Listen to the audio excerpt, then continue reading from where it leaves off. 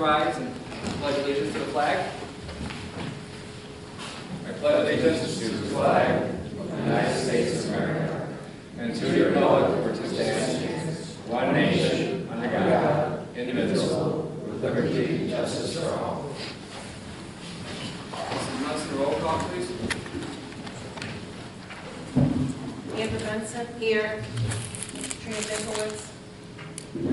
Doug Day. Here. Joseph Wetmore. Here. Kathleen. Here. Our first order of business is item number 4. It's the draft, and I do say draft audit presentation by Patrick Jordan. The reason it's later than normal is because this one actually is a much more detailed audit, and having met with Patrick today, it's about twice as much work as I recall from the last one, far more detailed. So having said that, what the plan is tonight is to have Patrick give us just a brief, and I say brief, basic presentation. And because then he'll come back either on the 7th and or the 14th if we have questions before we vote to accept this.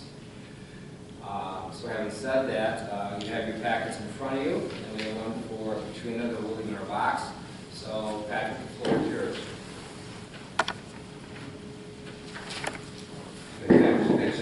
So in order to keep it brief, I threw together this overview of the 2007 audit just recently to really recap everything, and I'm just going to stay on this tonight. So you've got it for the first time in front of you now. I don't expect you to have a chance to really comprehend or accept it at this time. That's why I won't come back on the 7th after you have gone through it, have any questions. But as I put it together today, I've copied some paragraphs in, and on the top right of the overview, I'd like you to just cross out the town that's mentioned there and put in Lansing. The unmodified opinion on the town of Lansing's basic financial statements for the year ended December 31st, 2017. I apologize for that. I'm sure that doesn't show up anywhere else except for that one sentence. So we'll go through this. This recaps the basic financial statements, the other documents, the Justice Court report.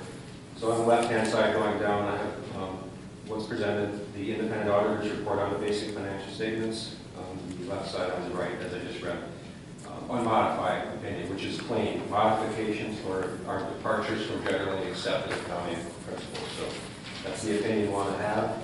And we'll talk about in the past, we weren't at that full level, full GAAP audit report until this year where you implemented some GASB pronouncements. And GASB is this government auditing standards board who sets all the reporting guidelines, governmental accounting standards board.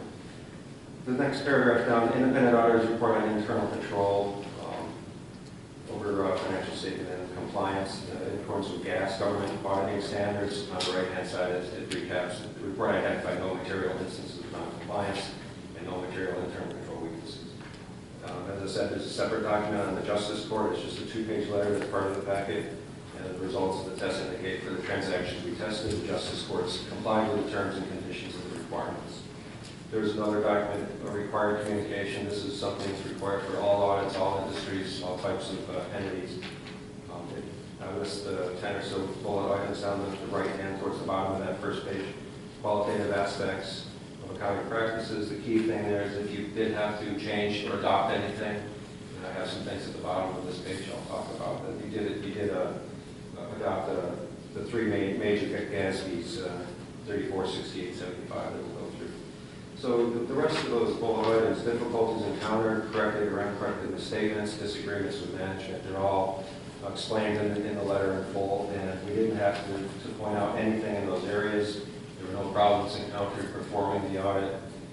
Again, we just had a little bit of delay. There's one interest that we had. The town has an interest in a joint venture, and there's some delay in getting that information, a separate audit report, and then we got into some busy times, and there was a lag here. We don't expect that to happen again.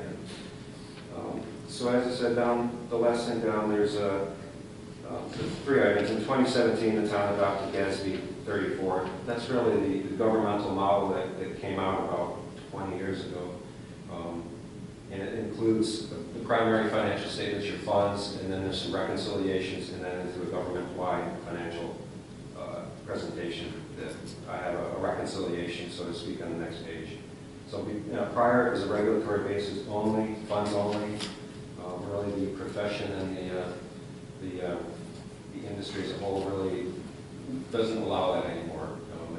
The language got more and more harsh. That is an adverse opinion if you didn't show the whole government-wide with some of the items that we'll see on the next page: management discussion and analysis, other supplementary information that we'll see on the second page. In addition, the town adopted GASB 68. That was really forced, and 75 by the original pronouncement, GASB 34. 68 was your proportionate share in the employees' retirement system statewide. So you have a percentage that you have to pick up as a liability for that system-wide ERS liability. And also, GASB 75 talks about other post-retirement benefits other than pensions or OPEB. So it's abbreviated. That's the retiree health insurance liability for current retirees, as well as assumptions for future actives who have potential to retire and be eligible for that benefit. So we'll flip the page and see what all that means. Again, I'm just going to stick on this overview and try to keep it to 10, 15 minutes at most, and then come back and get into more details as needed. So the basic financial statements, as I said, there's a new item in the report this year that's part of this adoption: management discussion and analysis.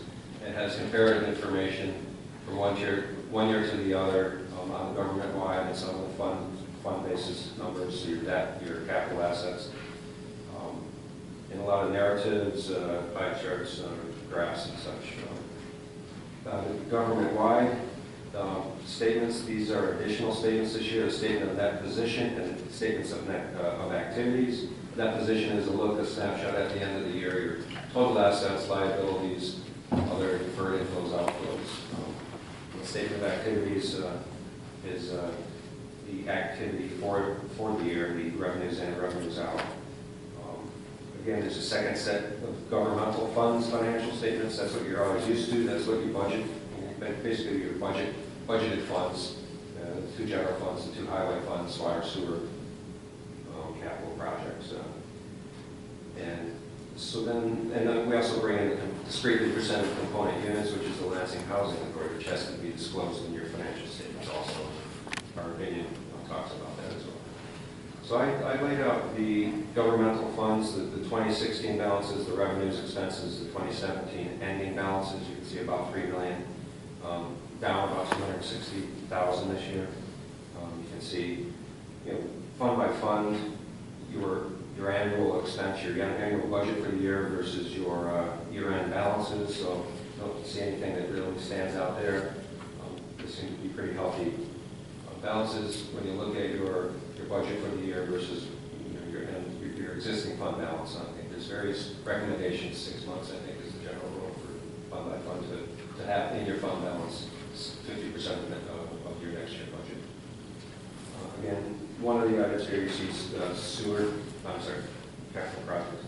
These got the captions down the left-hand side get skipped down to one row. I'm sorry again, I'll fix that. But as you come across the capital projects, it's the one that's the negative 1.8 million, with 59,000 coming in the year, 1,800 expenditures, and again 1.8 million deficit.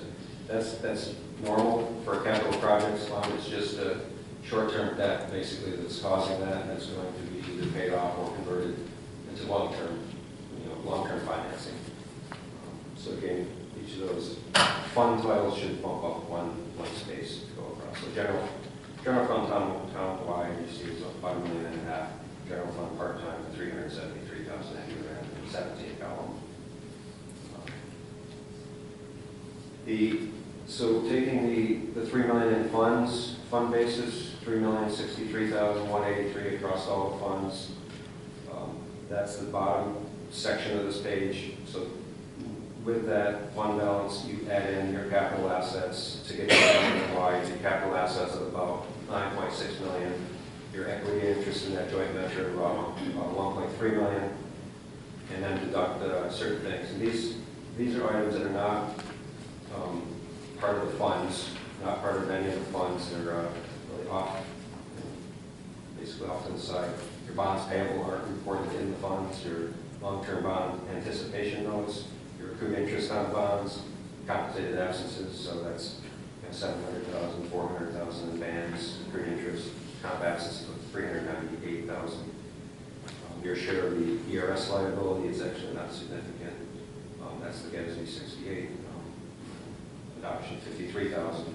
But then the OPEB, the other post-employment benefits, net of deferred outflows, that's close to 2.22 million, caused by the GASB 75. So all those reconciling items take your fund balances of 3 million to 10,300,000 in government-wide net position, is the terminology, versus fund balances. So that's just an overview of what you'll find going through. There's a lot of disclosures, a lot of supplementary information, footnotes, reconciliations that are more explanatory than just these things that are on the bottom of this page here.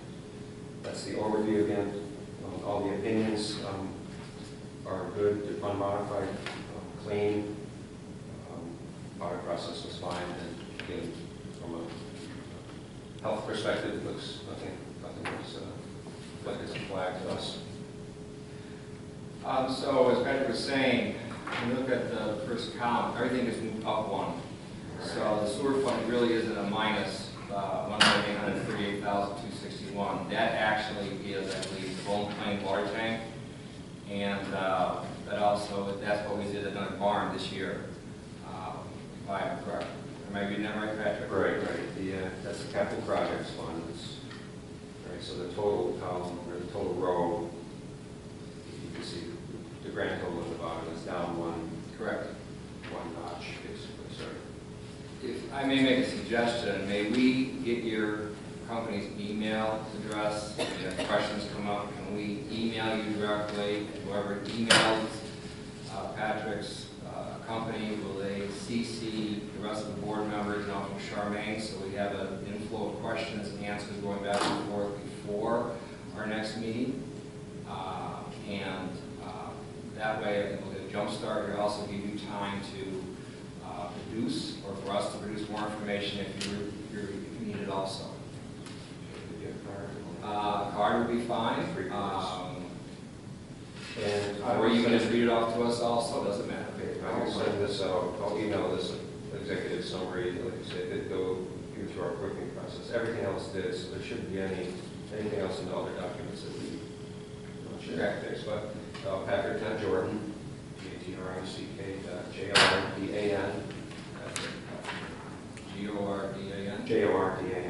All lowercase, right? at Insero, INSERO, CPA.com. Okay, so I'll fix the lineup on those headers or captions. Tom and Lansing turn.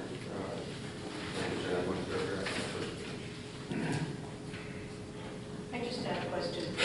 Since the column which starts with government funds, fund balances, is it under 2016? So you just look straight down. Those are all the fund balances as of December 16th. Okay. Each of those funds, and then all the revenues for each of those funds. I just wanted to make sure. Ending balances and a change for the year. Okay.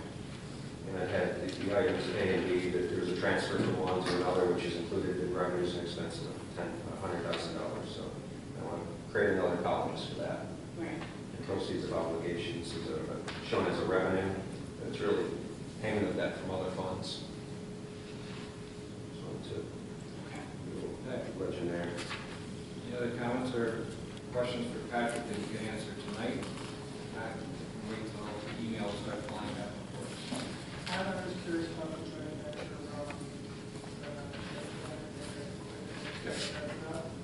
Sure, that's the bullet point, basically, that Southern Cuba Lake and municipal venture with the various towns, villages.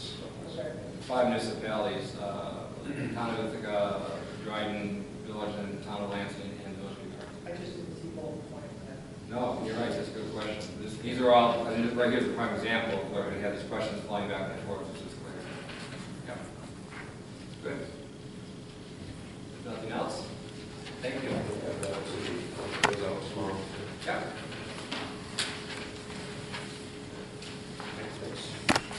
Five in your packet is the Lansing Community Library report, and that is printed out.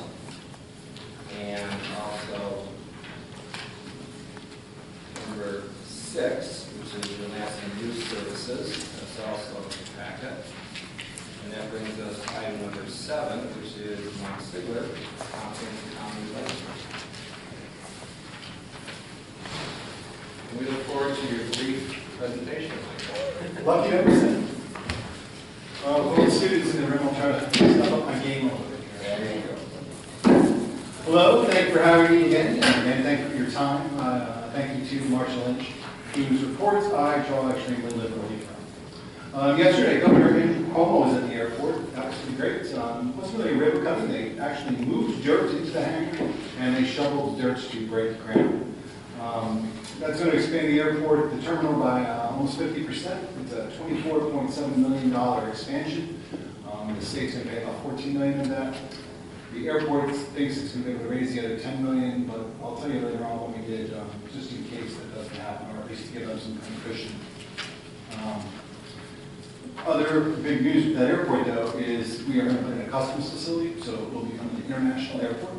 So Ed, when you want to go watch the Yankees-Blue Jays game, you can fly directly there and fly back, and you don't have to touch down like Rochester. You go right from it. So that's exciting. The legislature, by unanimous vote, also adopted the amendments to the county administrator's 2019 recommended budget and capital program, which will be for the next 5 years. The amended budget increases the county tax levy by 1.54%, which compares to 1.43% in the administrator's budget, so just a little bit more, but it's still well under the goal for 2019. It's under the cap, which is nice. The average tax rate does go down, so it's going to be 6.4 or $6.40, and that's right. That's down 18 cents from 2018, so 5th year in a row we've not got that. What helps offset that? Assessments. The assessments have gone up, so if you look at it, you'll see the median value. So the tax for a median value home has gone up $13. How does that happen? Because the median value of the home has gone up. So we're not now $185,000 for the county. Also, solid waste fee is going to go up to $58. A lot of that is because recyclables, the market for recyclables is just not good for it. China's not taking them anymore. It's going to take about 18 months, is what I'm told, to really get America on track to processing this, and hopefully then go on the market again. So that's what the nation is working on, and that's what we're working and dealing with. So, also in the budget here, like this, Legislator Dan Klein, I think he's going to become a conservative yet. He decided to see if we could take $150,000 out of. We've been doing really well with sales tax and with casino money. That's coming actually higher than we anticipated. We're going to take $150,000 from there, and we're basically returning it to the taxpayer. Why not? It's not going to hurt us. We have a $37 million fund balance, so we're in pretty good shape.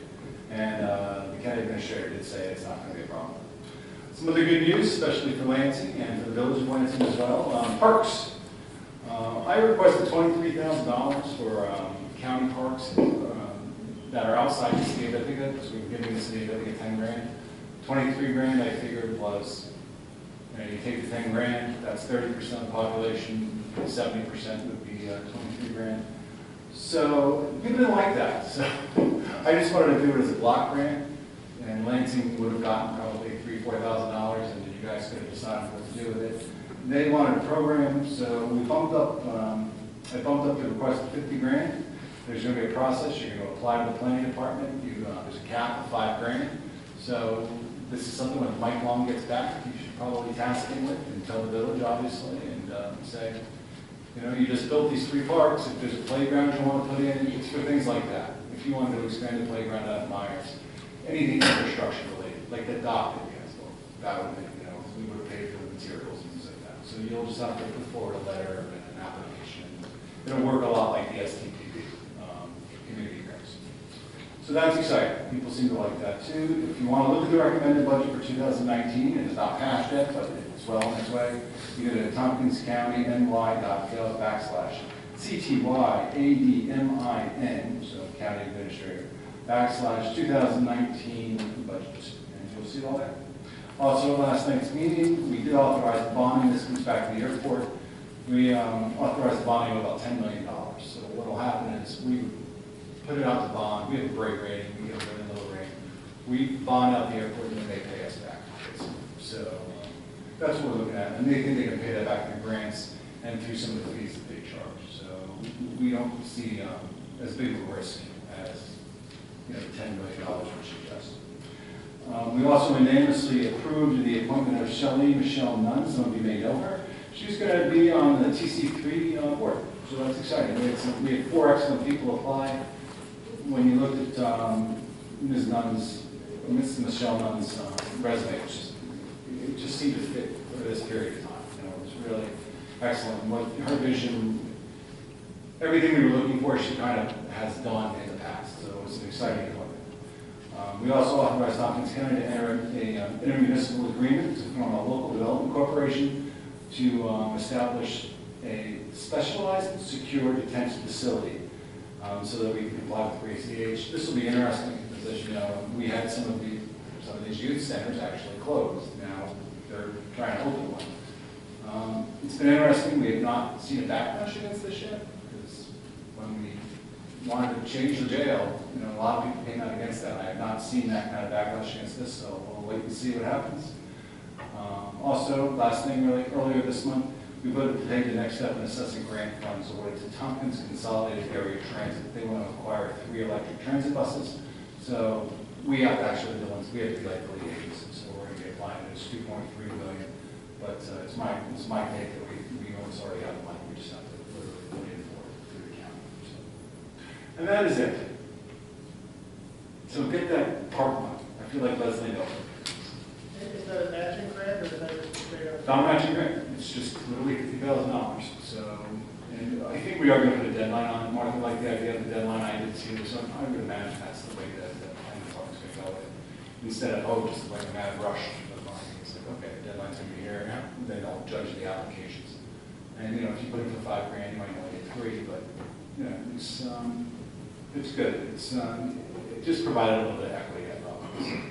I love the program. I love the fact the county's helping all of us, not just the city. Right. I'm just curious, when do we get to see more of the details of the program? Well, this passed last night, so give me a week and maybe I can put something out. I'll see. I see Cricket raising his hand. Yeah, I was just curious, Mike, along with that, now will the city have to apply for a grant for their 10 grand too, or? do No, they just get it. Well, I just asked that. I think the Kind county of wants to confusing, see your I shine. didn't serve it, but we don't, so. Mike, I got a question. Yes. What casino revenue? So, although we do not have a casino, actually, That's why I asked. we are what's considered an adjacent county, even so we pay over it, so we're tearing it down. So they share your revenue. They share their revenue. So we get about 1.2 million. We don't expect it to stay that high because they have not been doing quite as well as they predicted. But it's like anything. They're still doing pretty good. It's like Ford. We made $1 billion last year. It's going to be broken. Does anybody have any more questions or comments for me? I was just wondering, it says, we're part of an 11-county coalition seeking to establish a specialized security detention facility. So it would be something for all 11 counties? Yeah, what was it, McCormick? That used to be up there. Yeah, I can't remember. And did that close, I thought? I think that was more of a boot camp, though, I thought. And, but that's the kind of Camp situation. McCormick was for very serious crimes. Okay, well, this will be something less serious. Nice. It'll be, but it's raised the age, so we're not going to prosecute 16-year-olds as adults, or we're not now, and now pretty soon we're not going to be prosecuting 17-year-olds as adults. So I imagine some of the crimes will be pretty serious. So we will see what they decide to do with that. I know they have looked at the Girls Youth Center, because that's been sitting for 10 years. Maybe that's why they decided not to sell it, because they think this was coming down the pike. So we'll see with that. They are looking at 3 other locations. I think they already rolled 1 out in Auburn. So, that's what they're working on. So I'll keep you informed, because it'll be interesting to see what happens with that. questions. Mhm. You said the sales, you had to increase the sales tax or you turn to the taxpayers. I mean, you put that towards the budget as part of the revenue. Correct. The rate. Exactly. And the park grant, is that new construction or to repair something? Whatever you want to do. It's for infrastructure, so. And when Pat Terrell wants to contact somebody probably at 7-1 tomorrow, who does he contact? I would contact Katie Bergala, if I'm mispronouncing your last name. You have her email address, you can forward it to Pat, so Pat can get on this. Yeah, she'll start taking my emails. It's the I email. don't think Katie's there at 7 o'clock, it's just there. No, he wants to introduce himself. Not as a time change. Exactly. No, we also have to do that. Good, okay, thank you. Thank you. Thanks. Have a good day. So, speaking of Pat Terrell, we have number 8.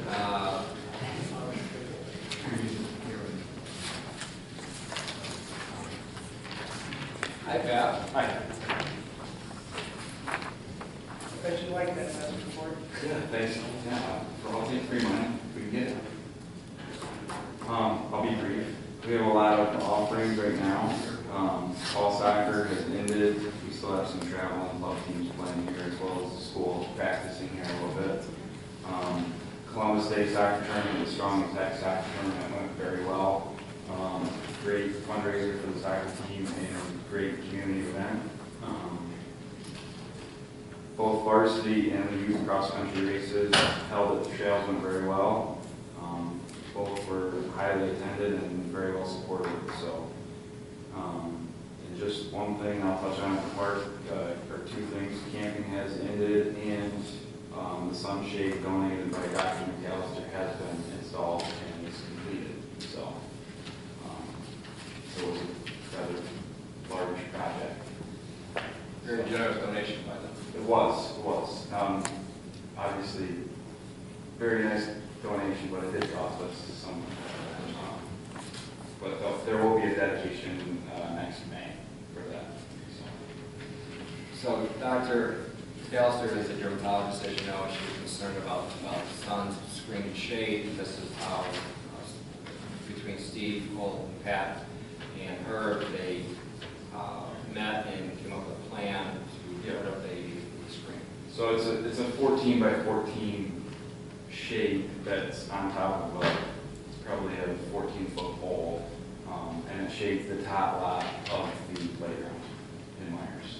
Yeah. Good. Any questions? Still smiling, that's a good sign. Excellent. Okay, our next agenda item is the Highway Superintendent report by Charlie Cricket herself. Oh, so anyways, start off with, obviously commending my workforce with the job they've done on great. That the water main itself is all installed, the time is completed today. There's a few short side services to do, it's restoration work. The weather's been a battle, obviously, but that's chugging along. Thus far, we're well under budget, so hopefully next month we'll have a nice report of where that all shook out and finding nice savings there for the people as well. Got a bunch of shoulder work done this past week. We kind of wrapped up that stuff. Odds and ends, just trying to get things closed up a little bit before winter weather, unfortunately. Should see a budget monitor this evening for the loan we talked about. It's 86,000 somewhere in there, but which obviously will be reimbursed from CHIPS money from New York State. Other than that, resolution on there for labor's position. So, any other questions? Feel free. Is Great Road open again? Great road. Neighborhood likes it closed, but no. Yeah, I mean, we'll be sporadically working on it over the next week, just kind of trying to wrap up stuff. But I mean, as far as traffic flow, it works. So if we can deter it for a couple more weeks, everybody will be happy again. So. They actually keep it open at night once they clean up. I drive down there and I have to work and see how far they got and keep it close. And like I said, I was very glad I had the opportunity to see how that was done today. I'm absolutely amazed that you had such interchangeable parts, that's by design, that goes to you. And I know I compliment, I won't give you much tonight.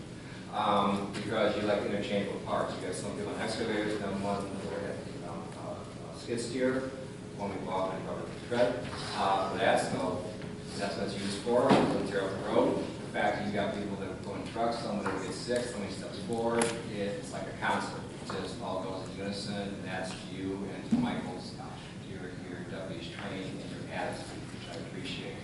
I'm going to put some concerns to bed, which is you have your crews in different areas. Not all the crews working on the water line. You have about 5 or 6 guys. You have the rest of the crews doing other things. So Correct. you're not being overwhelmed. Right. Work goes round and round. You're not being overwhelmed, so I appreciate that. In fact, you guys were fortunate enough to have 2 guys build a pavilion. To build a Lansing, it took ago, it took about 2 weeks. Week. Yep. Okay. So it's all good. I mean, a lot of stuff's getting done at once. People love the shoulders, love the machine, they love the stands all over. Thank you. Excellent, thank you. Here, I usually give him a report. He is away visiting grandchildren. Dave Herrick, number 11, there's nothing to report. That brings us to item 12. This is Connie Wilcox. There's nothing to report. I think we'll probably have a meeting probably next month. So we'll start those. That's up to the farmers. We're going now to privilege of the floor.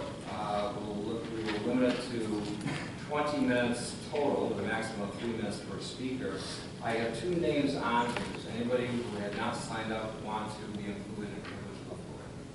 I'd like to. Okay, you'll be number 3, folks. Okay.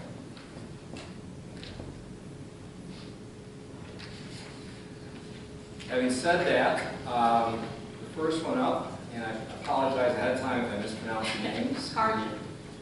Thank you. I can handle Robin, but the other part, thank you. Hi, I'm Deputy Town Clerk for the Town of Groton. I have pretty extensive planning board, zoning board, code knowledge for the past 10 years in June. I'm here to request a resolution for a moratorium on a large-scale solar projects. We have one that's at 339 Jersey Road. My family still resides at 287, and I actually am named in the trust. That's next door to that facility that's going in. In the town of Groton, we just passed our large-scale commercial, if you will, green energy law, probably 4 or 5 months ago. I happened to be on that committee, so in reviewing the law that you have, your site plan obviously is wonderful, but it doesn't provide the coverage that we would need for 10, 15, 20 years down the line. I'm not here to say I don't want the project. Very opposite that. I know what it's like to have that air in the board meetings and comes in and says, no. That's not at all. I've done the math. This project has potential of taking almost 2 million pounds of carbon out of the air within a year. So that's obviously something's going on in the climate. We need that help. So, but I am asking for that legislation control, because obviously if this gets passed without laws being in place, we don't have that option of that legislative control later on down the line once you pass something. Your planning board is doing an awesome job. I've reviewed minutes. Sue was kind enough to send me minutes from the last meeting. They have not set a public hearing yet. So I think you have some time to look at their proposals. She also sent me a copy of what they would like to see in the local zoning code, the final edits. I have copies of that, or I can get this to you, or I can ask you to send it to this clerk to be doing the job. I just would like to tell Mr. Ziegler I'm going to have to tell Glenn to step up his game as a county legislature report. This is so boring. That was really good. My brother-in-law is coming up next and has some specific, some pieces to that legislation that he would like to see because he's going to have to live next to this. Thank you. Thank you. So, number 2, is that John, the youth, or? That would be me. Okay.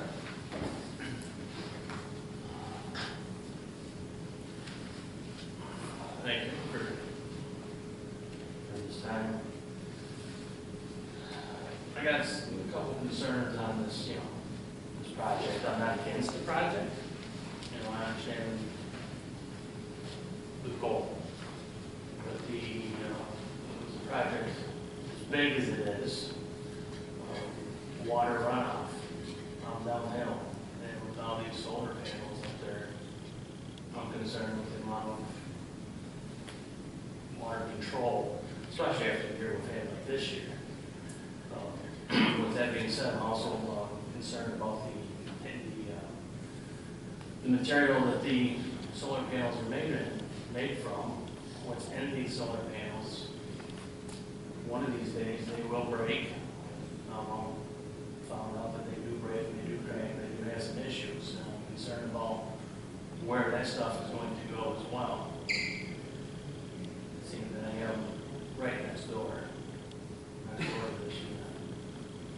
Those are the two biggest concerns. And the third concern I have is the environmental impact. What's that going to do for the area? As far as, we're just going to look at the deer population right there. They use that fuel on a daily basis. And they may not be able to use that fuel, and what they're probably going to end up doing is running through our horse pasture. That's just one of the small concerns that I have is the issues that's going to create. So that's the water runoff and the containment of the solar panels that we're looking at facing. Okay. Thank you.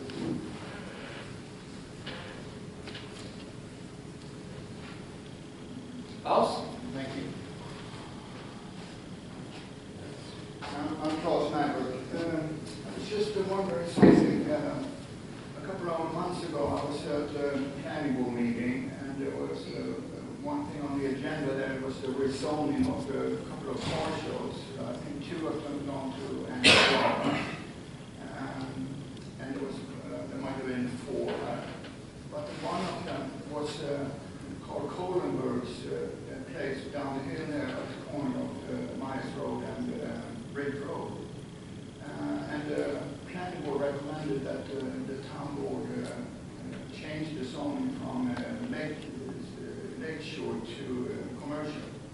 But I don't think that the town board has taken that up. Have you? Why is that? Now, just for clarification, you talk to us, we'll listen, we'll do research, we'll go back to you with your concerns. Okay, fine. Okay, I was just, because I haven't noticed that it's been rezoned, and the reason why it's zoned lakeshore was done by mistake as per the planning board, so they wanted to correct that mistake.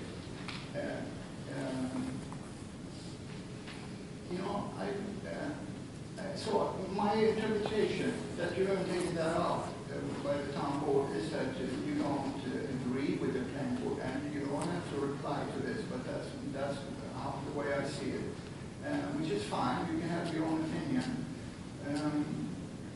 I just, I've lived in Lansing for 4 years, and that place has always been a place where you can take the car to have it fixed. So it's not like that's something new. The other thing is that I know that the town is trying to attract businesses to come here. And so I think first of all, we need to take care of what we already have.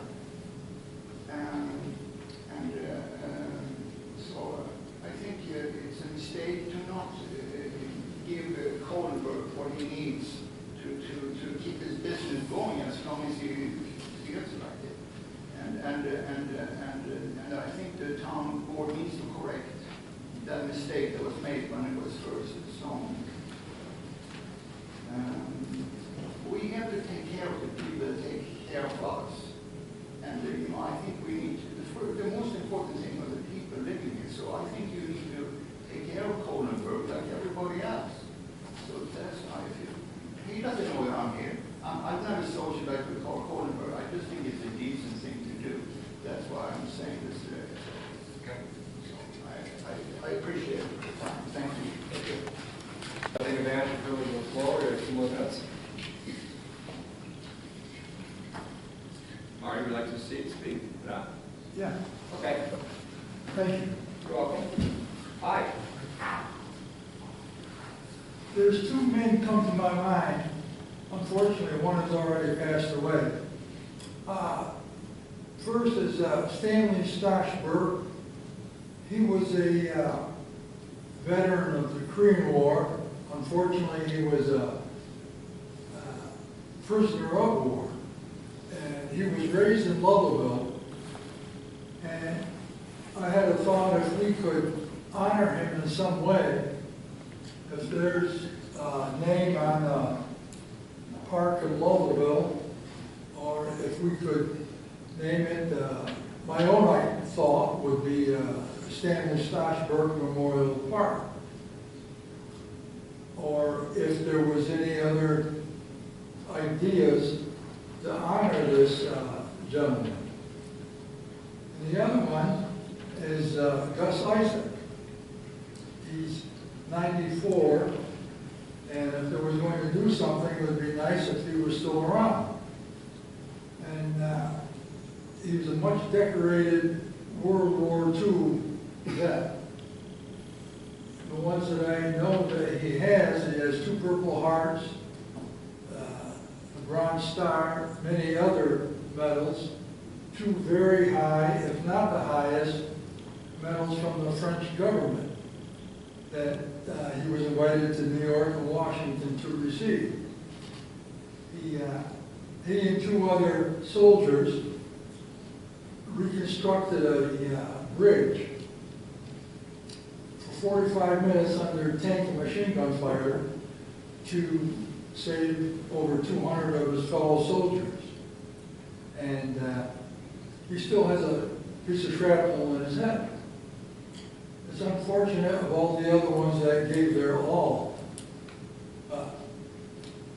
To honor Gus and Stash, that was my idea.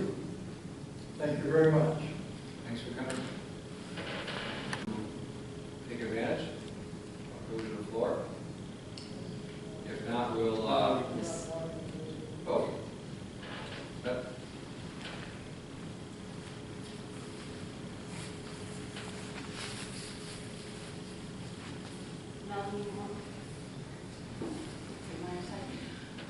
I am just basically just saying this as a general comment, just mostly for the benefit of the people that are here this evening, that Mr. Kohlenberg's property is allowed to exist as it has in perpetuity without any zoning change. He can continue to operate that as an auto repair shop. He can sell it to someone else and reap the benefits from that without changing the zoning. And that may not be common knowledge, and I just wanted to, I know it's not a back and forth, but I just wanted to make that point, that nothing is being taken away from the owner in allowing his business to continue to function as is and could do so in perpetuity, really. So I just want to make that comment. Okay. Thank you. Thank you. Okay. Anyone else? Okay, we'll close the session. I would just like to say thank you to Ted. He's been videotaping the meetings, the last 3 meetings, and I would like to publicly thank him because he's been providing them to me to place on the website. So I really appreciate it. It makes my life a lot easier. Okay. So just want to say Okay. Thank you. Thank you, Ken. Having said that, we'll close our village of the floor, which is the Lansing Rod and Gun update. I'm going to lean on our couple different people here. We have Lynn Day here, and we also have our attorney. And as it says at our last meeting, and maybe Guy can elaborate a little more, but there's two issues here. One of them is the environmental, which the EPA is working with the rod and gun. And then the other one is the zoning. And that's where building permits come in and such, and that is the town issue.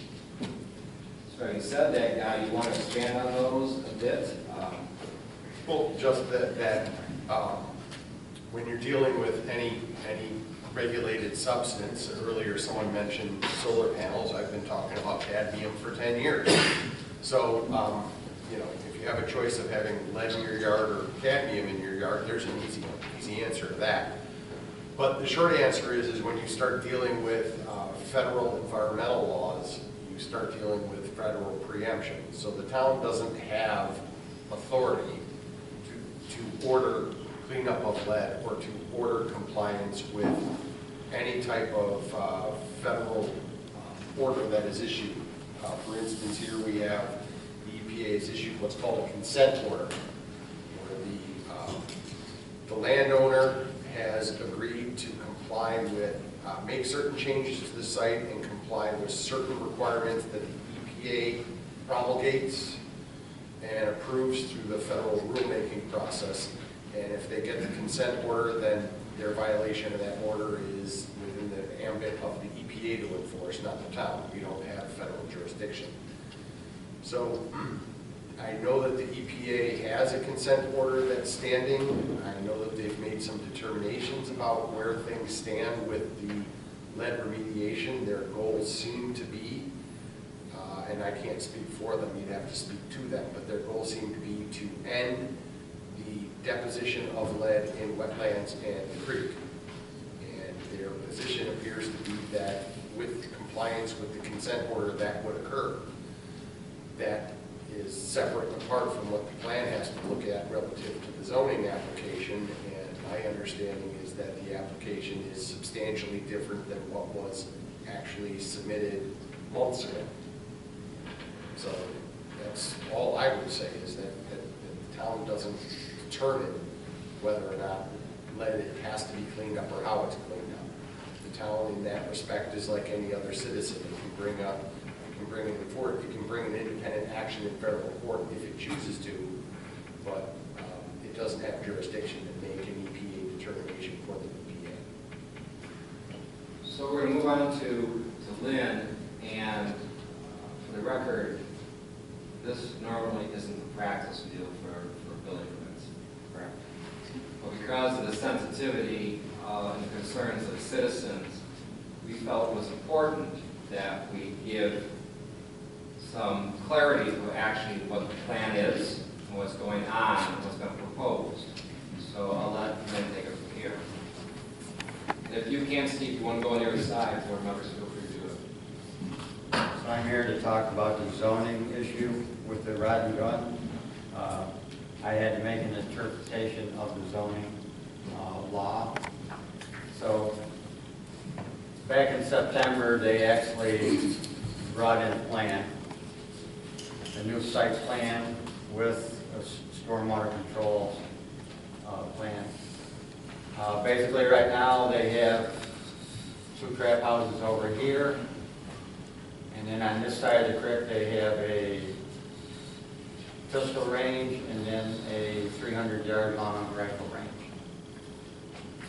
Their plan is to swap the 2 trap houses with the 2 rifle range and pistol range. They're going to remove the shooting pavilion and the 2 trap houses, and they're going to build a warming hut and then put the 2 trap houses back.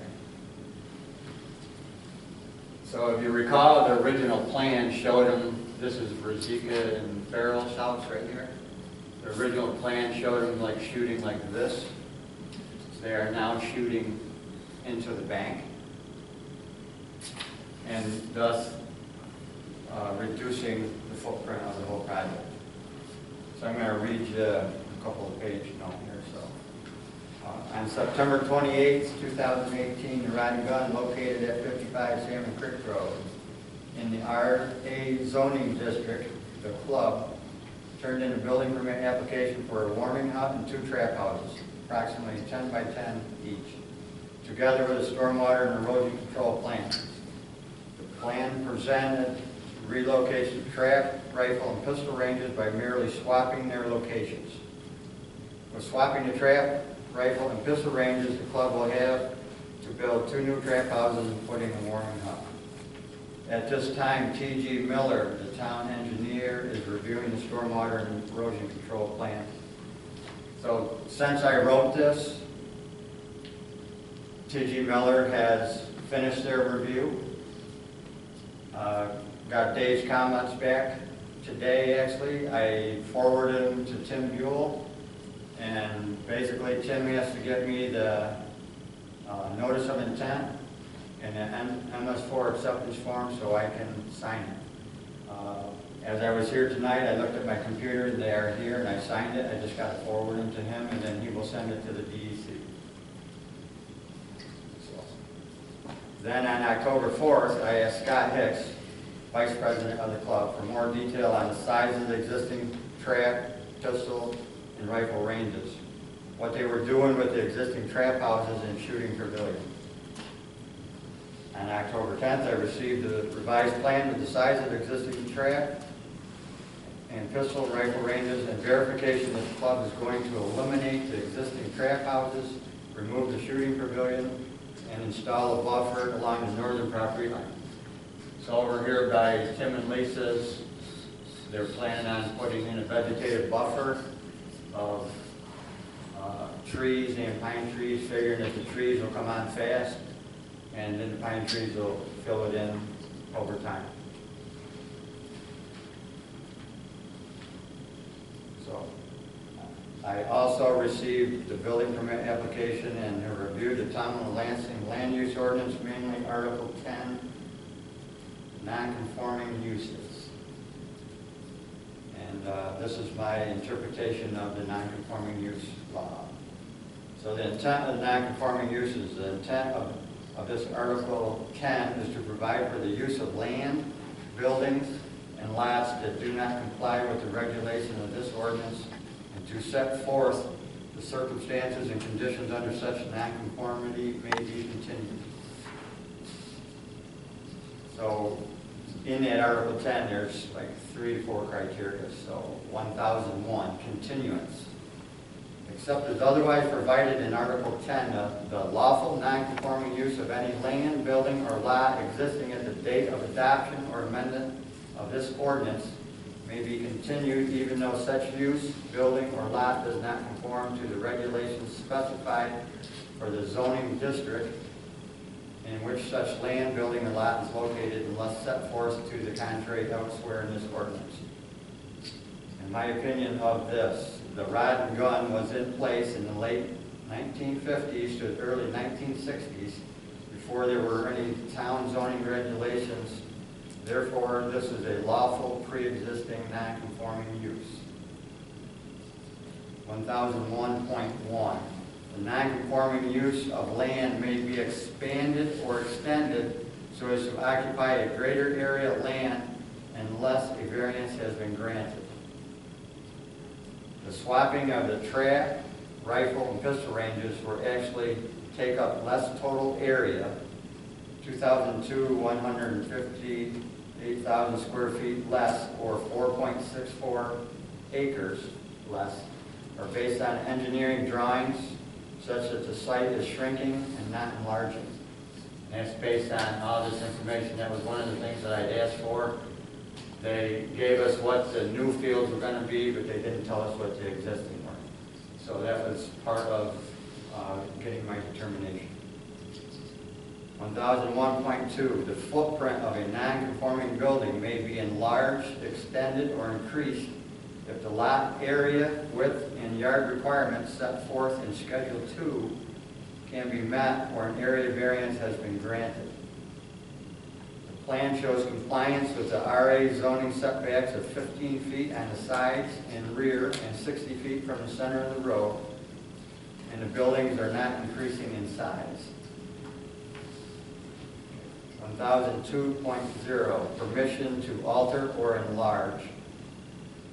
Notwithstanding the provisions of section 1001, to the contrary, the zoning board of appeals may, upon written request for a variance, permit the expansion, extension, enlargement, replacement, movement of, or addition to a non-conforming use or building in accordance with the criteria specified in town law, section 267-B. My response to that is the club is not proposing to expand, enlarge, or replace anything.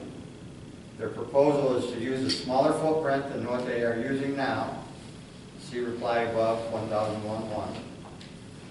It is the opinion of this zoning officer that swapping range locations and thus using the same lands and even a smaller footprint upon such lands does not trigger this standard of review. Plans do not call for use of any portion of their 113-acre parcel that had not already been in use, including for shooting. The club will be using the same land areas after these plans are implemented as were being used for decades. So based on the building permit application plan review, the town of Lansing land use ordinance, specifically Article 10, non-conforming uses, it is my opinion that this is an existing non-conforming use with no site plan, special permit, or ZBA review required. This decision is based on my interpretation of the land use ordinance. And once I receive T.G. Miller's stormwater and erosion control comments and recommendations, a building permit will be issued. However, the stormwater practice will have to be in place before any work can start. As I said earlier, I've already got T.G. Miller's comments back. I've got everything. They're going to send it to the DEC. I issued the permit today with a condition that they can put the silt fence up to help the stormwater control. They can put the buffer in and move or take the pavilion down now, but there is to be no more land clearing such as stump removal or tree removal until I get the DEC approval back. And then also there will be no construction.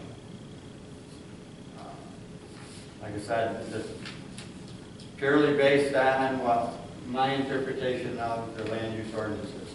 And some people will say, well, if you go into Schedule 1, Section 503, land use activities, it will tell you that a shooting club is permitted in the RA with site plan review through the planning board and then also special permit through the town board.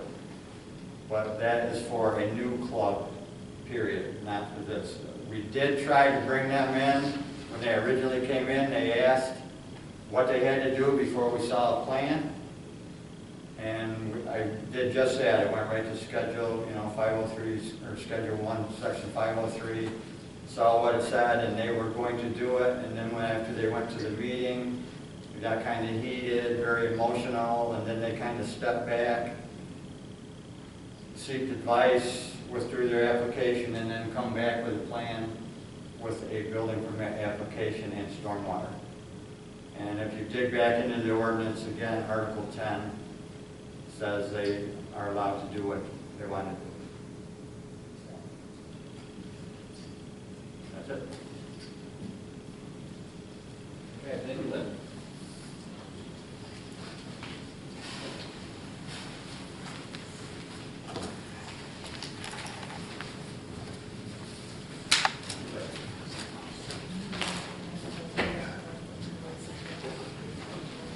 Once again, I want to remind everybody that this is, from the town's aspect, this is the zoning concern. The environmental concern is of EPA nature, which they've been working on since 2016.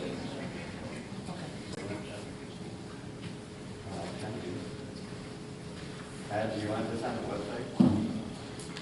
The, I can give it to Deb. yeah, that's fine.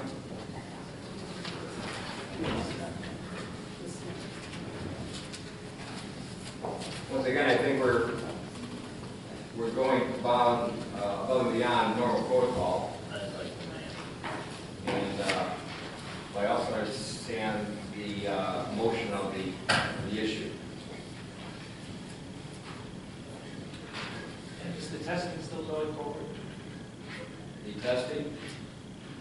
I'll wait till Lynn comes back. We can test it. I talked to Scott Hicks. He allowed me on the premises today and walk me through where the point's going to be.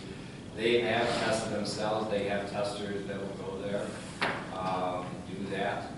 We also have testers at Bolton Point, an independent group that test their water. By the way, Bolton Point's water is fine. One of the things that they mentioned, I believe, in the EPA report is they suggest that people in the area test their water. I know people test their water elsewhere, not just there, for a variety of different bugs or bacteria or elements. Like I said, I'd like to have them come back to make some more clarity on this. The thing is that, like I said, they have tested their water. It's come back fine. But once again, you can reach out to Rock Gun Club for clarification. And we also can do that. Samples. First of all, who's going to take the samples? Where are they going to be taken? Soil samples, we mentioned that before, that was recommended. Okay, what soil samples are we going to take? We know that there's lead in the ground from the shooting. That's not debatable. It's there. But is there, has it seeped down elsewhere? On our property, ours being the town of Lansing, we can take samples there, of course, and test it also. Does that answer your question? No. Okay. You had said in past meetings that the town would be testing in Ludlow Mill and Rocky Falls. Mm-hmm. So my question was, is the town still going to do that testing? I thought we asked the DEC to do I think it was in the letter. that. We asked the DEC to do that. Okay. And once again, I mean, what the backup plan is that if that is not done by DEC, it's my opinion that we should go through with that. You know, how many samples? You know, we have a lot of land there also to do that. We also can give a list to people of who test for these things if they want to test their own properties to do that. But I don't see a reason why the town won't do the samples. I'm in favor of that as far as the water quality goes. Once again, though, you have to make sure that, okay, where the water sample come from, and is that the right sample? And if it came out negative, are you sure that's the right sample? I mean, at some point, maybe those, I don't know if the testing labs come down and take the samples themselves. That would be nice if they could. At least that way, it's an in-house and it's more credible. On the other hand, there's going to be people that will be suspicious anyways, unfortunately. So there we are. Lynn, while you were away, Dan had mentioned if the Rod and Gun Club tested the water, and just to reiterate, it's my understanding that they did, and it came back that there wasn't any ill effects, but that's... above and below, and actually the soil. But was my understanding that nobody believed them because they didn't think that they took it out of their tap.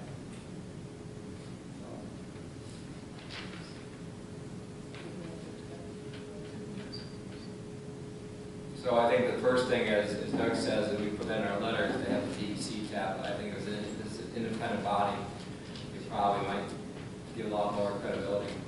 Have we heard back from the DEC at all? That letter we sent out, we have not. What we have heard back from them is that they, in this situation where you have an EPA and DEC, one takes the lead, the other holds back, because they don't want to use duplicate resources for the same thing. So whoever takes the lead, the other one sits back, sort of like on the sidelines, unless their expertise are needed. So this is where the EPA would come and say, okay, what are your limits? That if you can't do certain things, can the DEC step in? I think that's all part of this continuing conversation we have as far as when you ask for clarity. Okay, we're up to here, and we're going to go this far. If that was DEC steps in, okay, well, we need to have clarity. So that's where we are. So no, we have not heard back as far as from one or the other. Well, I may rephrase it. We have heard back from the DEC saying we're not going to get involved with this because the EPA is already working with the Rod and Gun Club on this concern. And that was the reason why.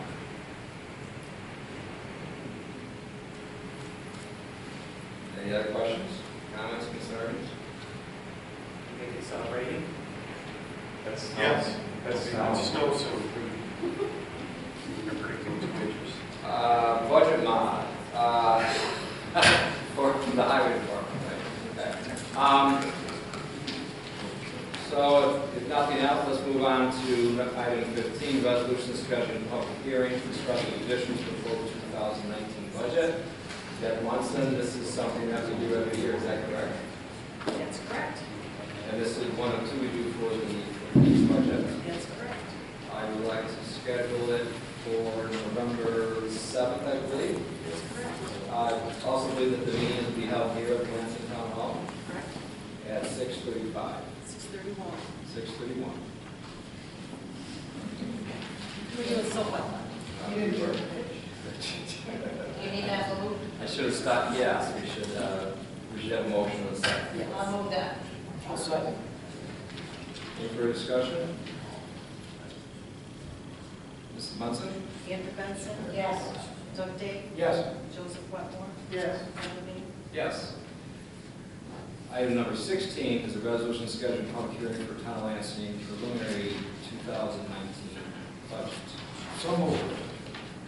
What time, and I'm the second, discussion will be what time do you recommend, Mrs. This Munson? is 6:33, same location, same, November 2nd. Okay. Any further discussion? So Doug made the motion, I'm the second. If not, Mrs. Munson? Andrew Benson? Yes. Doug Day? Yes. Joseph Wetmore? Yes. Edward Levine? Yes. Item 17, resolution hiring Brandon Gavitt as a laborer for the highway department. Someone like to entertain a motion? Joe has made the motion, second. I'll second. Any discussion, any questions for Dick? If not, Mrs. Munson? Andrew Benson? Yes. Doug Day? Yes. Joseph Wetmore? Yes. Ed Levine? Yes. Item 18, resolution hiring Jolene Howland as part-time recreation assistant for the Lansing drop-in program. I'll move that. Moves it, there's a second? Joe seconds. Any further discussion?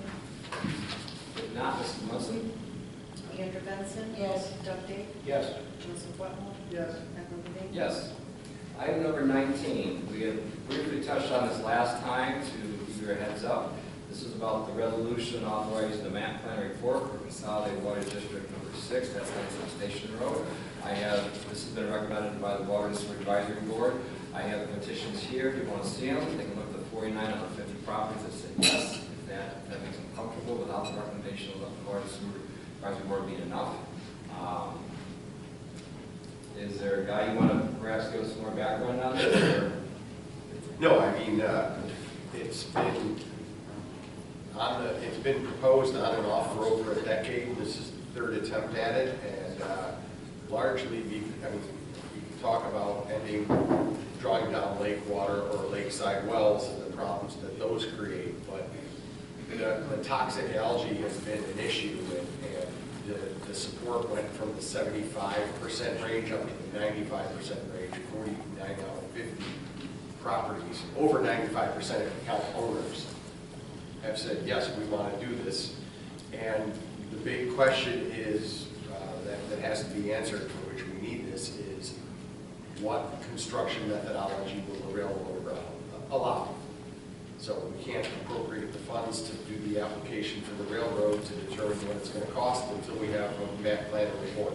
We have to authorize the funds first. So the citizens want to go forward, and the Water and Sewer Advisory Board looked at that. And the only thing I, have given a heads up on is that it's not a certainty it would go forward. Between the railroad and the comptroller, there's some hurdles here that are unique, but the residents want it. You're protecting the lake, and the toxic algae is an issue, not to mention all the poison that the county's throwing in the lake to try to control the weed. So the petition here states that the actual annual charge for 38 years is $1,292 plus $244 per year for a single family resident estimated for usage. So you're already up to $1,536, and still 98% said yes. because their concern is, as you know, it's the shallow, how their well systems are.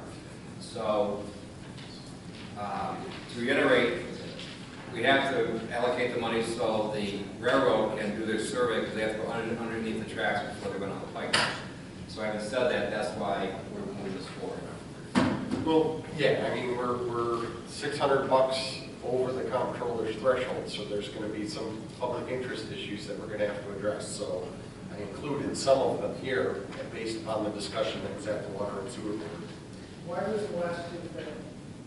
What last two? You said this has been tried a couple of times and failed. Cost was too high. Is this cost lower? No, it's not necessarily lower, but we did make headway reducing the cost of the railroad crossing and redesigning how many crossings there were to bring the number down so that the residents more went in favor. Previous costs, if you look at real dollars based on inflation and construction over time, previous costs were generally $1,700 or higher because of the number of crossings for the railroad. But a new design was developed over the past couple of years with running a mini main on one side and limiting the number of crossings, and that has had a very substantial effect on the feasibility of the project, and it has moved a number of people to go, yeah, at this point, yes. So, and then there may even be more savings. That's a pretty conservative number. I think the number that's out there is based upon the railroad being difficult. If they approve what the engineers want to do, as they have before in other areas, the cost will continue to go down. That's what I know. But I just don't want to try to do something that we've already been told no to. And you're saying it'll be a little bit. Well, no, we've been told no to by the residents before it didn't get to that number. The number was too high. The residents said no before you said. Right, the comptroller hasn't said no. We've actually had districts where you had 95, 100% that were higher than this. Number set, one of the extensions to 7 was almost 2,000. And the residents were in favor of it and they approved it. I just didn't want you to go in blind and then say, have somebody say, well, why didn't you tell us it was that far over the comptroller's threshold of 980, whatever it is.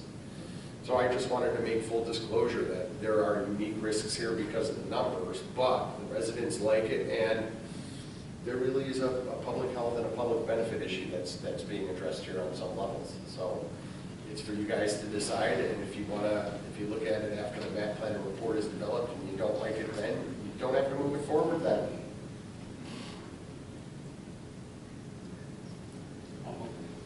I'll second it. Any further discussion? Mrs. Munson? Andrew Benson. Yes. Doug Dave. Yes. Joseph Wetmore. Yes. Ed Levine. Yes. 20, approve audit and budget modifications. I'll move this. I'll second. Any discussion?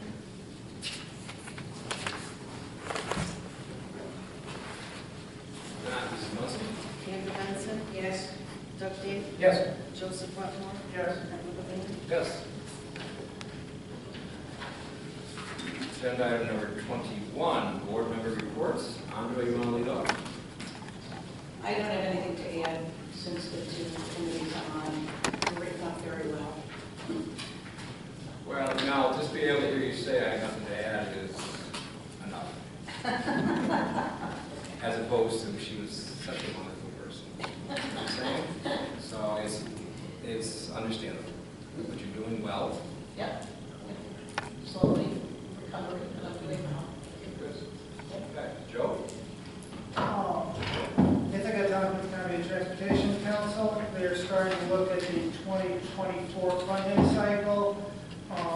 They're working on finishing up the projects that they've started this cycle, figuring out how much money might be left over in the cycle. And there might be a little bit of money to be programmed coming up in the next year. So I'm keeping an eye on that to see if there's something that we can go after. Most likely it'll be money for trails, maybe that kind of scale. And they're also starting to discuss how the project is getting queued, because right now there seems to be a momentum of stuff that gets in the queue, and the group doesn't really discuss what the other possibilities are. Projects get bigger and eat up more of the money, and new projects have a harder time getting in. But you can plan, there's no projects that's right now doesn't have any chance to get in at the moment. And so there was a large discussion about that at that meeting. What's your reference to the queue?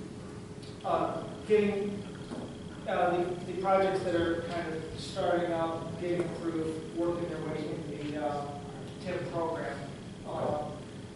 Right now, it's a competition between state projects, city of Ithaca, town of Ithaca, village. Each one comes forward with their projects, and there's been kind of momentum of a bunch of projects moving forward. There's a limited amount of money coming forward. The pot doesn't seem to be getting any bigger as, this new funding year comes forward. Is Lansing going to have a chance? Is the village, are we all going to have a chance to say, hey, we've got a project we'd like to move forward into this, or we're just going to keep moving all these other projects forward, some of them getting bigger, and we don't have a chance? What kind of projects would apply, or do you think Lansing could apply for? I mean, there's obviously general categories. Is that something that you need to reach out to the highway department? I've already talked with Rick a little bit, saying I need to coordinate with you on that. I'm still trying to figure out what it's only certain roads. There are ones that are designated on the maps as qualifying. There's some money for trails. I'm not sure exactly how all that works. I'm still trying to get a handle on it because everything seems to be moving this momentum. It takes a while to slow them down and say, well, how do we fit in here and how do we get in there? Sure. And so that's what I'm trying to understand. It's not easy. We're talking about federal regulations. It gets really out.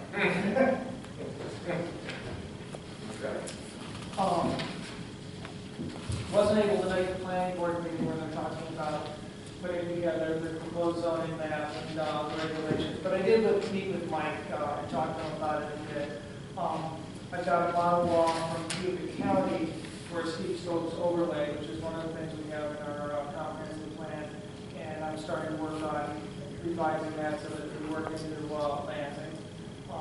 And I'm also looking at, with Mike, the idea of design guidelines for the Cuba Lake Scenic Byway overlay. Because I want to keep moving these things forward.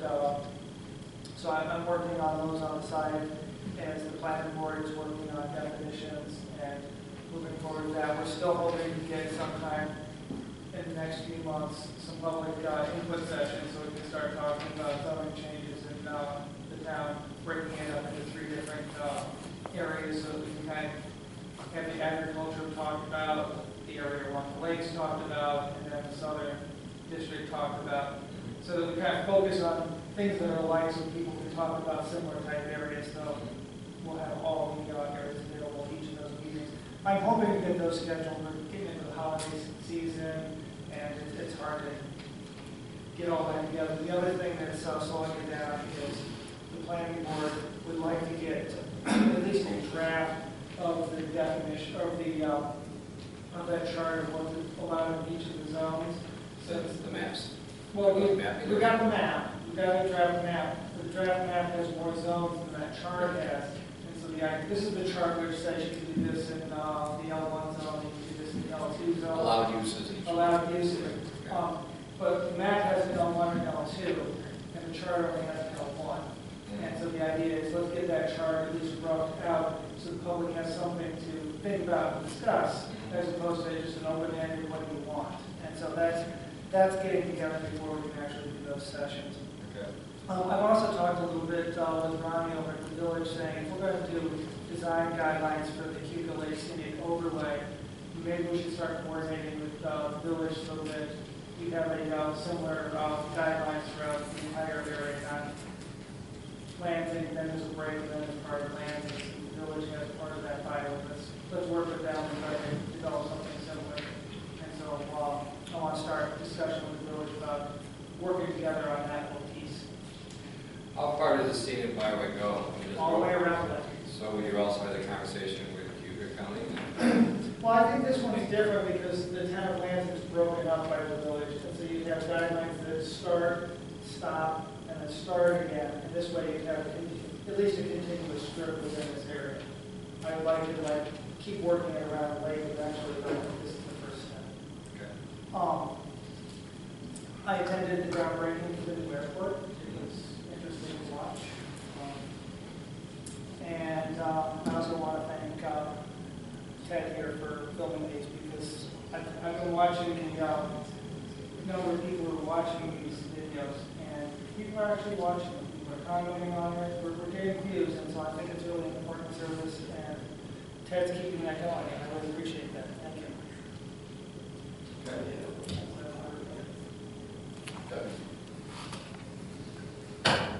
Well, we have a pretty extensive planning consultant report.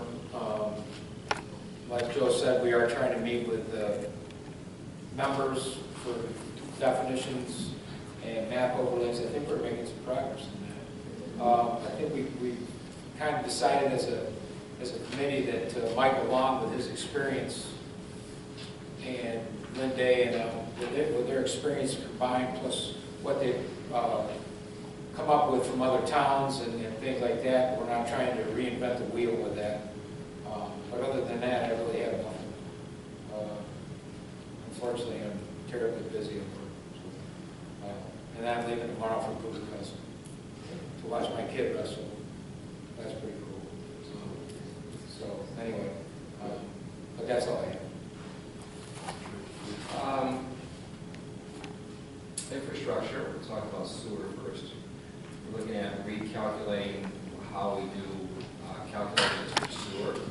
The new sewer district number 1, I think, actually is the impetus to calculate by usage as opposed to we're going to allow so many gallons of water per ETDU and base it off your water bill. Well, that's all well and good, and that was a good calculation because you have an approximation of accurate information. But having said that, as things become more efficient, it's gone down over 100 gallons per ETU. So as we calculate more sewer units, we'll see where that goes. And what we're reaching out to with the mayor of Cuga Heights is to see if we can go with a monitoring system with the meters. We find with the meters, the concern about the meters, and they are in, okay, they're in. We have a perfect chance right now with the new sewer water district number 1 happens to have a new meter right there. So to measure all the flow coming from the town of Lansing to the village of Lansing. And they're allowed 3,050 gallons a day. Having said that, we're looking to see, for instance, Warren Road Sewer District, how we can also make sure that we can measure those. It's the accuracy. It's all about the accuracy as far as this goes. That way we can also test for the I&I, the inflow and infiltration. All these things are coming together. Once again, it's sewer right now. I mean, the Ithaca plant, you know, the village of Cuga Heights, all these things we're all dealing with, and the big 6, we have the big 5, which is the this is the big 6, which is the sewer groups. They're all talking together, trying to find out how we can get in front of this now because later's now. Having said that, we now go on to waters. At the Bolton Court meeting, one of the things when you go from 10,000 gallons down to 5,000 gallons, it was anticipated that the bigger users would eventually cut back because now they actually have to pay more. Because the person who was using 5,000 gallons or 6,000 gallons was paying for 10 before, so they were actually inadvertently subsidizing the other ones so we didn't get the accurate amounts. So now we find out that the accurate amounts there, so we suspected you'd have a little bit decrease in usage because there's motivation to cut back because you actually be paying more. So of the approximately 19,000 users, it looked like a little bit over 11,000 actually benefited from going from 10,000 down to 5,000. But they also saw a 3.3% decrease in the revenue. So what the Bolton Point voted on, this is something once with the new bylaws, is that it doesn't go to our boards anymore, the 10 commissions vote on it, is for a 4% increase, which is 20 cents a gallon. So for 5,000 gallons, it's $1. Now, the way I calculated before, when you went from 10,000 down to 5, you save about $88 a year. So now we're going to bump it up $1 a quarter on that. We'll see where that goes.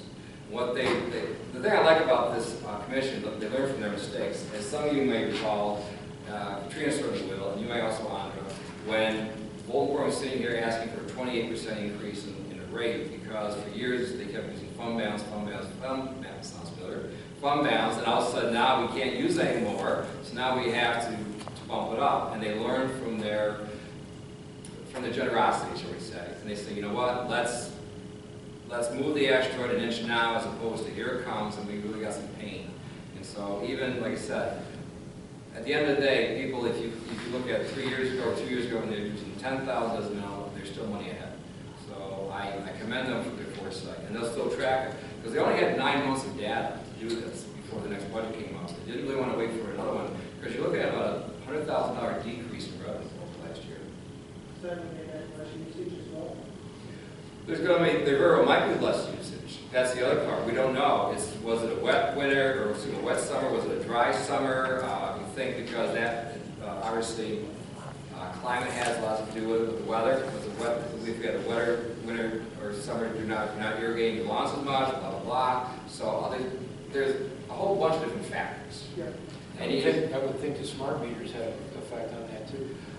Again, that's another part where all of a sudden your toilet's flushing or it's leaking, and within a minute you get a phone call now because there's a spike. Because all of a sudden it's supposed to stop, all of a sudden it spikes, so they'll call Mrs. Jones, whatever. And that also is one of the reasons those smart meters. So like I said, there's a whole variety of different reasons why. So that's what we're looking at. What does that mean for us? Now, that we're going to have to go through the calculations. This is where the board comes in and see, okay, where we're going to go from here. We raise our rates, 20 cents, per 1,000, or not. And we'll do those calculations also.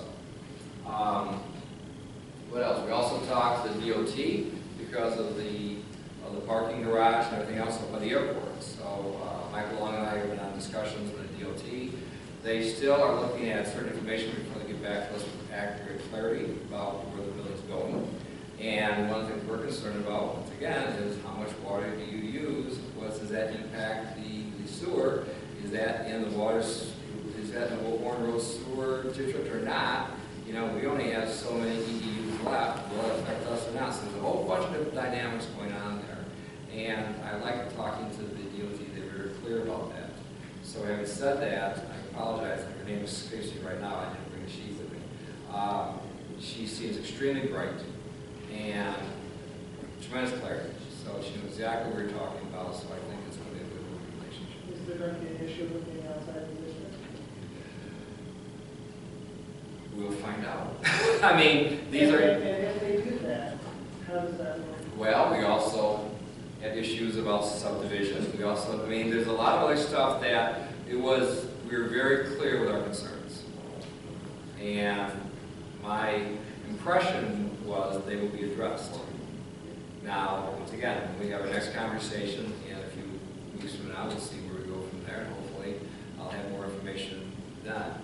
If the district has to be expanded, that's not just a decision from us, that has to go to the group as well, right? Well, and also she has to talk to the village of Future Heights because they're the ones that say, look, we only have so many units here. How does it affect us? So to their credit, they're throwing those concerns out right now. What's your usage? How does it affect us? If not, do you have other capacity? What we're looking at is we're going down to 200 gallons a day, as opposed to, I think it's 328, 324, something like that, per EDU. That alone gives us sort of 200 units for us as we expand. But Linda Woodard was open to talk about that discussion about using metering as opposed to sort of the strict EDU basis. And I think once again that sewer district number 1 is going to open the whole everyone's eyes. We can do this in a different way, not much more accurate. Because if you wash your car in the old days, you're going to pay for sewer. So the other thing is that we also talked to sewer district number 1. The town of Lansing has a bill. They sent it to district number 1 for $14,000 that we would like that money since district number 1 has been informed. And talked to Jim about this, and he'll talk to the owners, and hopefully they'll come back to us. So that's an argument we do water district or sewer district until they pass. What else? So we have other discussions probably at working meetings, so I'll leave it at that. Guy, do you want to comment any more on the DOT, or show me this like ball? No, it's just that they're technically not subject to a lot of those reviews, but you try to work through it. Technically, they don't need site plan review. They're a superior sovereign. It's nice that they're opening the door. As far as other stuff, I did talk to the state comptroller today, had a nice long conversation, and you'll be happy to know they want more certified copies and originals on the stuff that we already filed. though they're gonna recheck their count, but it looks like we're gonna need 4 copies of everything from now on. They don't want certified copies anymore, they want originals. They also had a couple of questions about this is Water District 5, not 4, 5. It's gone through initial review at the comptroller's office. There's 3 stages of review. We got a call from their counsel's office today and went through 3 questions that they had. And I had to, it's like the same question every time. So if the map plan report is done based on the assessment rule in 2016, and we approve and do our filing in 2017 and provided the updated assessment information, they say the numbers don't match and they want to know which one's accurate. I don't know how to, I'm not going to lie in the application and put in the 2016 numbers. So we had a rather jovial discussion about the regulations not matching what works on the ground, especially in a place like Tompkins County where assessments change every year as opposed to when you look at a town-based assessment where it may not change for a number of years. So this county and Nassau, and there's one other that have county-based assessment, this is a routine problem that they run into. So they had a couple of assessment and cost-based questions, which I was able to answer and said I'd just re-verify what was in the application, and they just want some more original copies. And it looks like it'll then go to finance and tax. And he anticipates, look, there's no real issues here, everything looks good, but it'll still be a month before they issue their approval at best. So I also told him an application for District 3 was coming, and he's like, okay. So this time I think I'll just write in what was in the map plan report, what the current assessment information is, so I don't have to answer this again. But we'll see.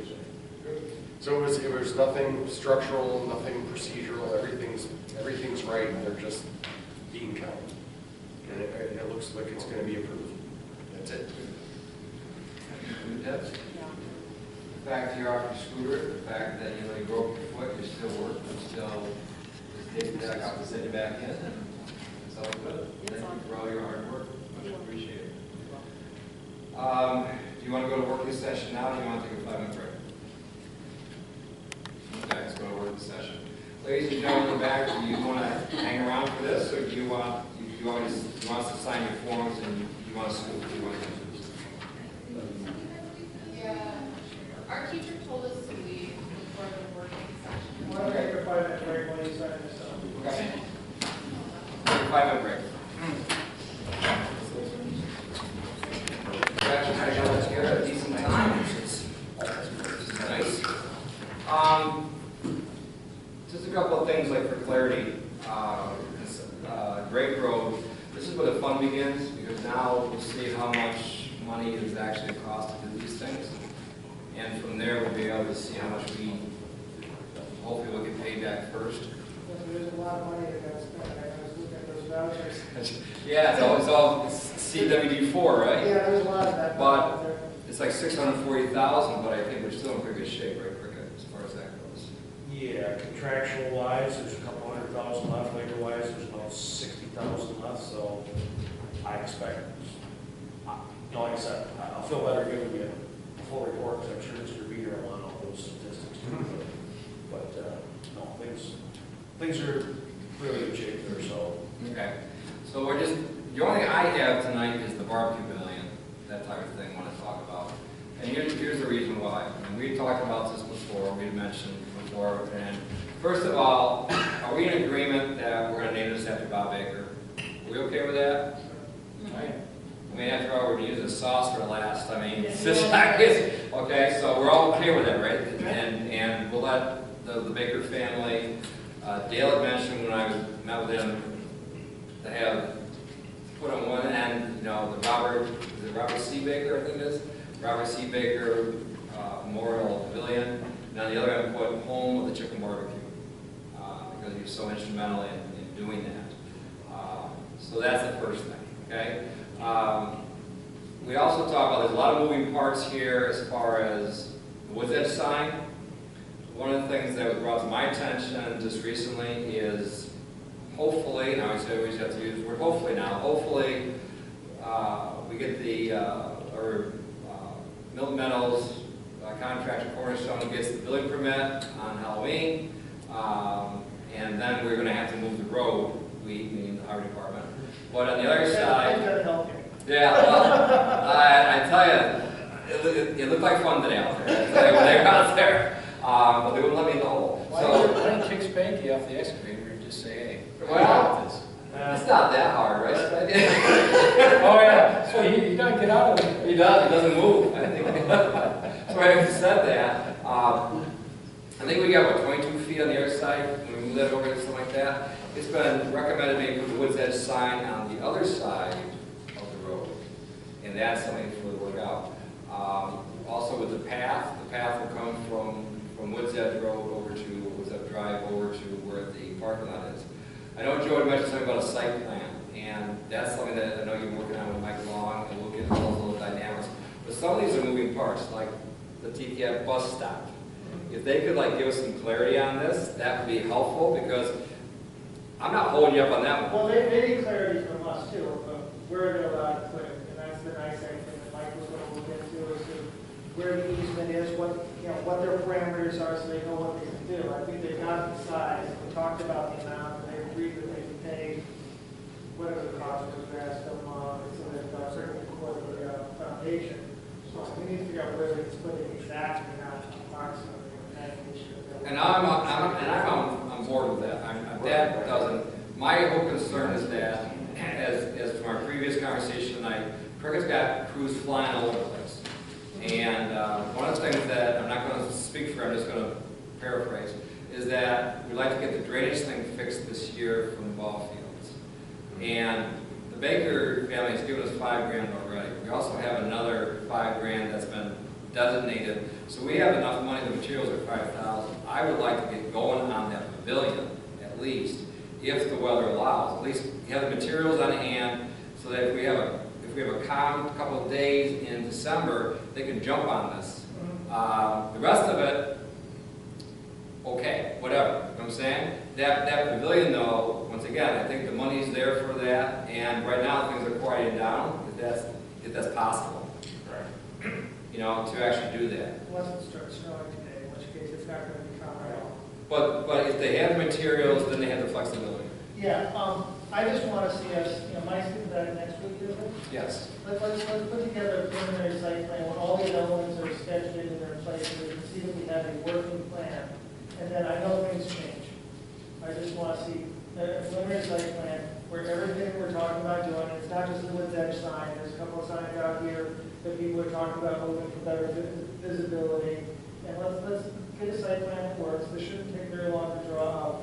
But yeah, this is what we ask all our commercial projects to do.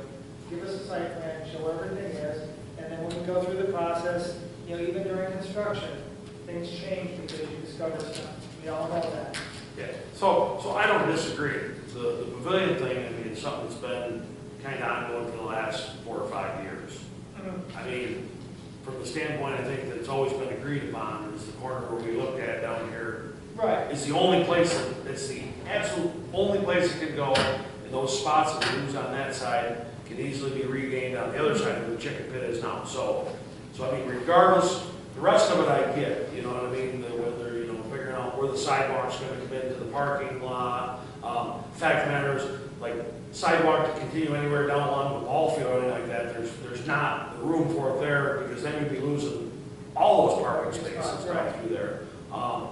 I know it's tough to deal with NIASEC to get issues back there. You know, I know Mike's had a couple calls in trying to figure out the right way on that. You know, Pat and I, where we looked at it, you know, there again, you hate to lose parking spaces, but I mean, I personally like the idea that where you come in the second entranceway up there, if you took 2 parking spots right there in the center of that, to me, it's a great spot. It's back away from the road. You know, the bus kind of comes in that way naturally. You know, they walk out of that, you know, structure, get on the bus. You know, so We talked, you know, we were there with Matt, and he seemed to want it on that side instead of the other, and I can't remember why. Do you remember? I don't know if it's because of visibility. So you And can that's see part of it, yeah. that you can see it, because we actually talked about putting it towards the fence. He says, well, you won't be able to see it there.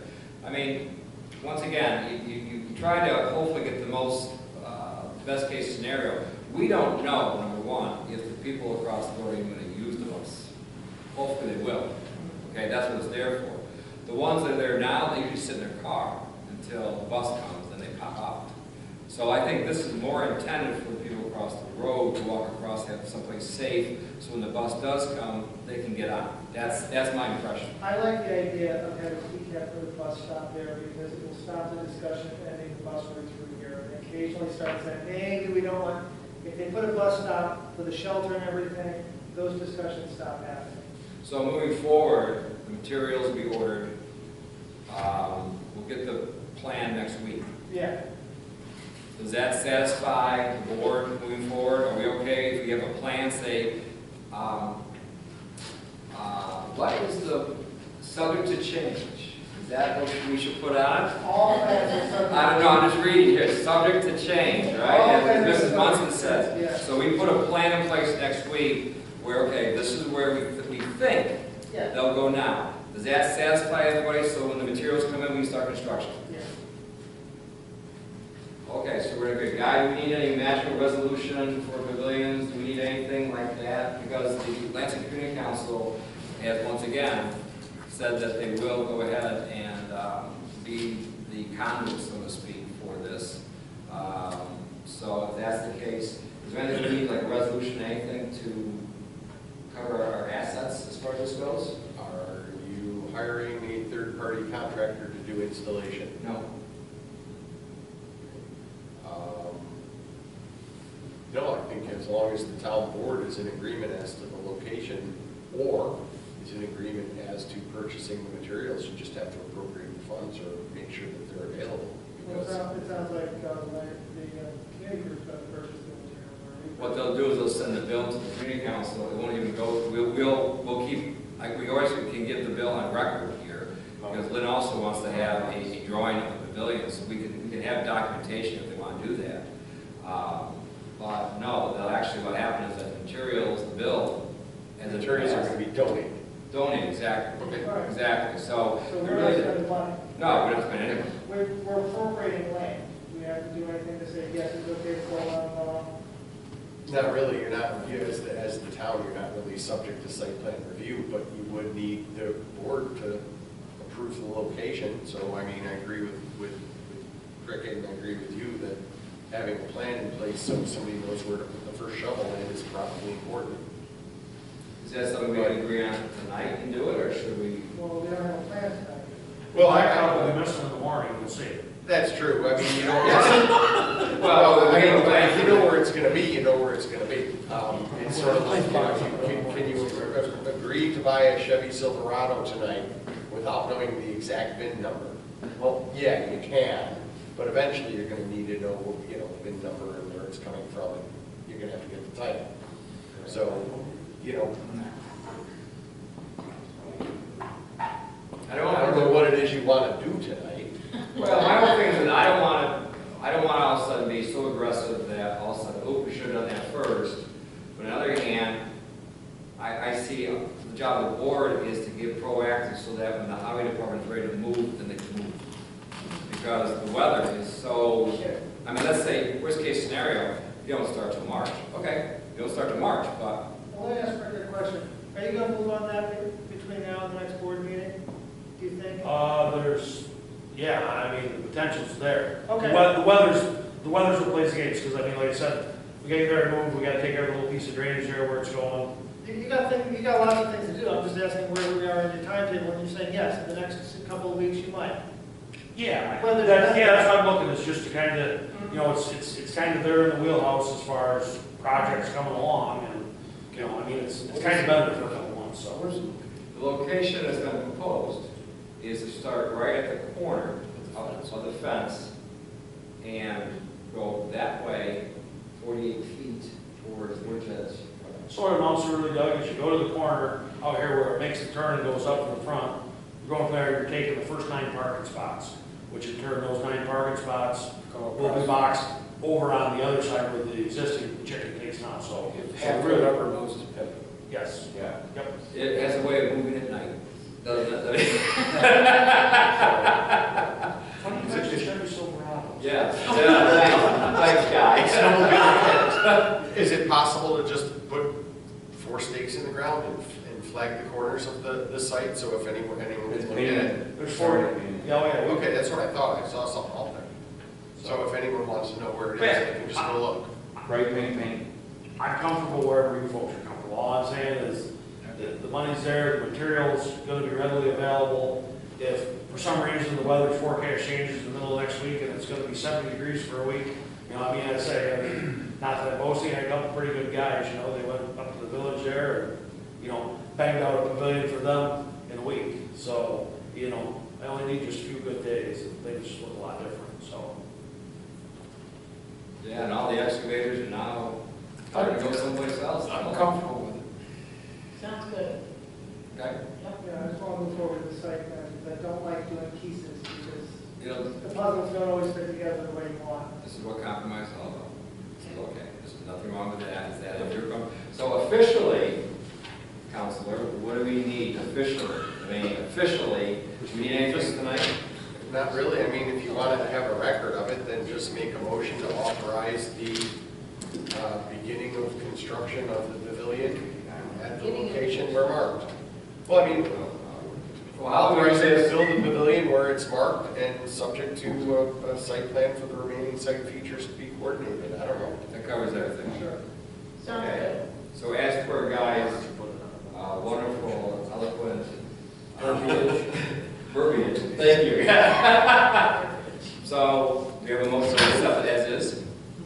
Okay, Joe moves it, Anna seconds it, any further discussion? Mrs. Munson? All in favor? Aye. Opposed? So, thank you. So now, the dugouts. Well, let's go back to the bus stop. Okay, we'll finish it up. We need to get somewhere between Matt and Mike as to exactly what the designers they want and what we're allowed to build according to design. How can we move that forward? I look forward to your positive report, Joe. No, whatever we need to do. I mean, when Michael comes here next week, we'll obviously have that discussion saying, what do we need to do? What I mean, do we do? What exactly. I mean, to use this in a similar vein to Patrick's and Cricket's credit, they've already reached out to NICEAG for the power, for this pavilion. So all these things take time. But absolutely, we'll talk to, we'll talk Monday about that. So Michael. Where are you gonna put it? Got it, Dan? You want to say anything else to him, or share those concerns?